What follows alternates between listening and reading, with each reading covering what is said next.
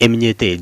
eitwashanga ekishaayi kya Rukanga omuri Kajara Ntungamo nibagira ngu hati tibakikora nibasiiba bakuumire ekishaayi bwanyuma y'abakuru b'ekanisa ya Rukanga okureeta abokukihinga nibenda bakintu batugira ngu rwekwasa ngu manya ngu ebukirasi tufumira tufumira turi abashaba bakuru nibagira twagire Nkongoro owa Dokasi n'omwawure wa Nkongoro twaje wa Dokasi omwawure wa Nkongoro yatujya ngo icyo bakwenda kwinjira arige ekishaayi kya Rukanga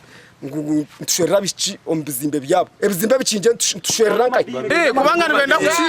siba tukumire ekishaayi mbenda kuki ukabwe mukasheshi 10 twashanga akazi kinana binefu omushaayi takwikizugwa mufu nangwa ko bine butu na jazz wizezana twantu bareka ngwija kuhinga byase ngo wenda kuhinga bitakuri ba leta reason zo zitakwiye kwasanguba ngo ari isomero ngo tutazitire muziki kino siyayanga abana bari mu kwekarakasa nubo kurana abasanga ekishaayi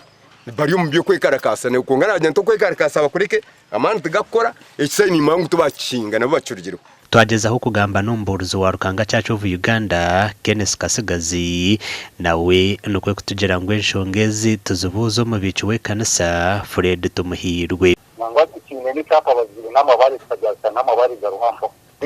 ngo banze baragize nanka n'abo bakora waraje kora byo kora umwanya burasubira harugura amahanga uriho ibyo tuzika hananka ubafisha cyo tukize kai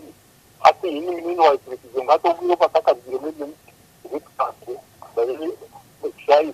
n'ise yo hata harugura bari bitakuri ngaho ngo ni umwanya bwo muzika ngo ko tanga bukugwa mu kinaro gumanye y'indu gambi araha batacira Eminyeeto konka bakumanya amateka araha batacira Eminyeeto abakwenda entaro kanyo entaro tinkuzahagira ekikuru no kureba side ya mission